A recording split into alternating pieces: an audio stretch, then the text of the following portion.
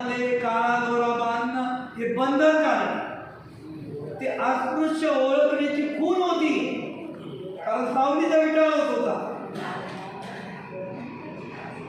ही अस्पृश्य ओळखण्याची खूण आहे. आम्ही स्वाभिमानानं घालतो काय फॅशन. अरे तुला माहिती आहे का ही फॅशन काय आहे? हे असं पोरं आता पिक्चर मध्ये बघितलं का इथले केस कापतात, हे असे 3-4 असे कापलेला. अरे ही शिक्षा आहे, दंड आहे. हे 4 पाठ करणं म्हणजे तेवढी भारी शिक्षा द्यावा. 7 केली की सगळ्यात मोठी जन्मठेपेची शिक्षा द्यावा. हे किती लोकांना माहिती आहे? त्यामुळे आपल्याला तुलनात्मक अभ्यास करणं गरजेचं आहे. आणि तुलनात्मक थोडा बाजूला ठेवूया, परंतु बौद्ध धर्माचा तंतोतंत अभ्यास करणं गरजेचं आहे. आणि त्यामुळे आपण बुद्ध आणि त्यांचा धम्म बाबासाहेबांनी लिहिले. त्यानंतर क्रांती प्रतिक्रांती बाबासाहेबांनी लिहिले. शूद्रपूर्वी कोण होते? बाबासाहेबांनी लिहिले. अस्पृश्य मूळचे कोण होते? बाबासाहेबांनी लिहिले. आणि थॉट अँड पाकिस्तान बाबासाहेबांनी लिहिला. किमान हे 5 ग्रंथ वाचणं गरजेचं आहे.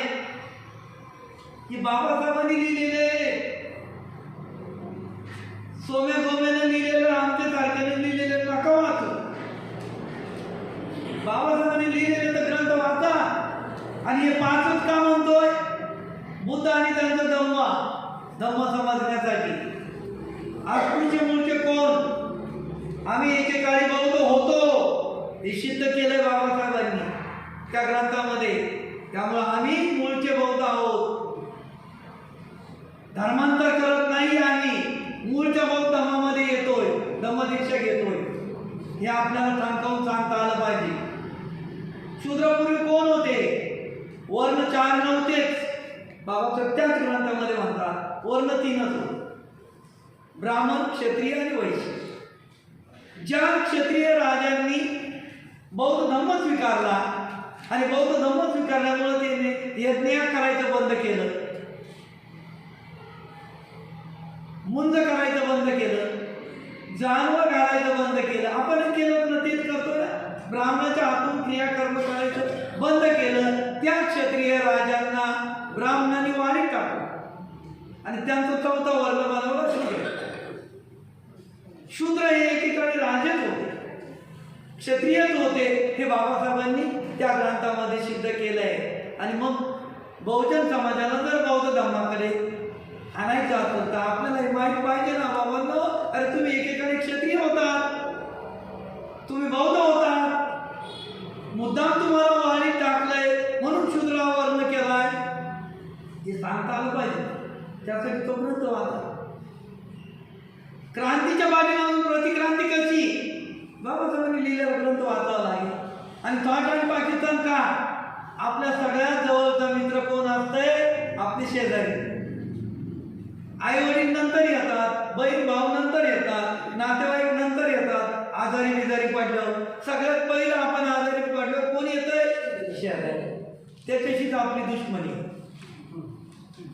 पाकिस्तान म्हणजे शेजारी भाऊ आपला, त्याच्याशी दुश्मनी आहे. त्यामुळे करोडो रुपयाच्या मिलिटरीवरती खर्च होता.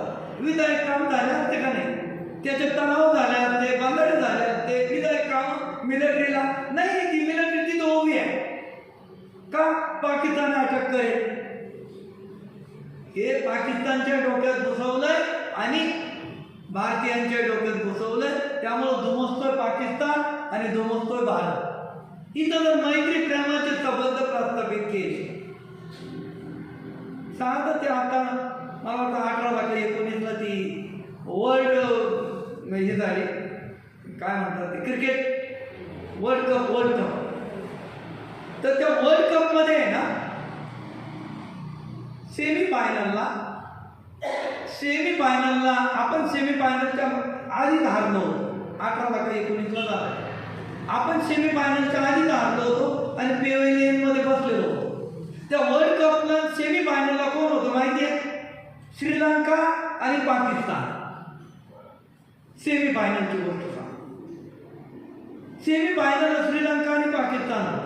आता या दोघांपैकी कोणी जिंकला असता आपल्याला काय फरक पडत होता? आपण तर आधी